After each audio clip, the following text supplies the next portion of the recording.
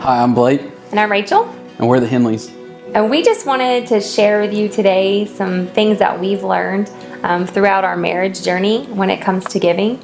You know, growing up, obviously as I was raised in a pastor's home where, you know, giving was taught. So for me, it was kind of always second nature to give. It wasn't something I had to really think about or ponder over or struggle with. But then, you know, cue adulthood and marriage and responsibilities start to come, and the pressures of making it on your own, and tithing becomes something you have to think about. And for the first time, that's what I had to do when I got married, was to think about, am I truly a giver? Am I giving out of obligation, or am I giving out of my heart? And tithing is a heart matter. And so when we got married, that's something we had to learn together. You know, what kind of givers are we going to be? Giving to me was a struggle at first when I started my walk with God again. And, you know, I really sought after what giving and what tithing actually was. And one of the scriptures that really hit home with me and kind of made it to where it made a whole lot more sense and was more of a heart matter over a mind was Mark 14. And it was the woman with the alabaster jar.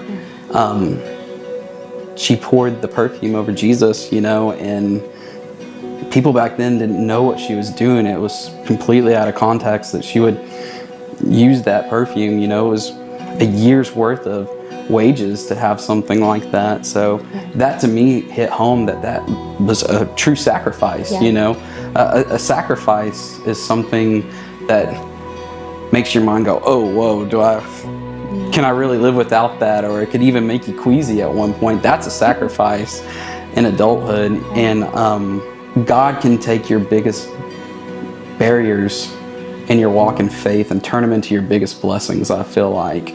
In giving with a cheerful heart and giving first and always taking it straight off the top has just done wonders, not only for myself, but for our marriage and our family. Definitely.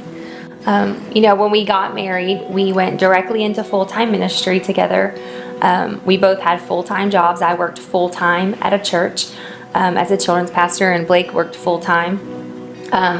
Granted, his job was an entry-level job into the field that he works in now, and I actually made more than him at the time. So my financial contribution to the family was big at the time.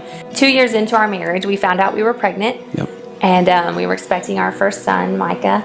And immediately, you know, that desire in my heart to be a stay-at-home mom became super heavy. And I shared that with Blake, and we talked about it, and we prayed about it a lot. And we said, okay, well, we're going to have to figure out, you know, how we're going to make this work. At the same time we were praying, my parents were actually starting the process of planting Real Church, and unbeknownst to us at the time. And so when they shared that with us, we were like, oh wow, this is definitely something we know we want to be a part of. And it was like instantaneous. It was almost like part of the answer to the prayers that we had been praying. 9 months later, Micah was born. I quit my job, and Blake and I made the move to Tomball. We went from having two incomes to having one, and it was a struggle, but lo and behold, what was it, a year later? No, just a couple of months later, I had somebody with inside the industry that I worked in constant communication with, the job that I was at, actually kind of called me on the side and said, hey man, you wouldn't mind coming in for an interview? It was strange how it all worked out, because the first job that I had interviewed for fell through.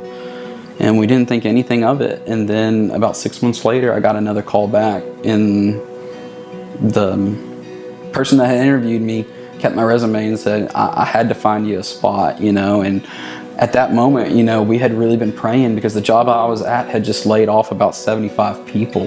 That right there was just a huge blessing, because through all of it, you know, we never stopped doing what we were supposed to do. As Christians, we never stopped giving. We never stopped tithing. We never stopped giving our first and our best. You know, there's definitely those moments that come where it's like, okay, am I going to give God my tithe this week, or are we going to pay this bill that's due? Absolutely. And literally, there have been times where we've prayed over a bill, and God has come through. Whether it was an unexpected bonus from Blake's work, or a random check in the mail. Somebody sent us a check once in the mail that we hadn't seen in years, and it literally just said, we felt like we were supposed to send this to you, and we just wanted to be obedient, and we were like, no way. I mean, that's God. It's really cool to see God use someone who's willing to give to you who's been willing to give, so you can give. It's a cool cycle, and it's really cool to see God be faithful to you when you've been so faithful to Him. I think one of the biggest things that I learned, obviously, is when you give, you're not giving to the church, you're giving through the church to God, and that's really what you have to take into your heart, because once you get over that, God will turn that barrier into one of your biggest blessings. Yeah. And that's a cheerful heart in itself. Yeah. We're bringing our first best. Will you?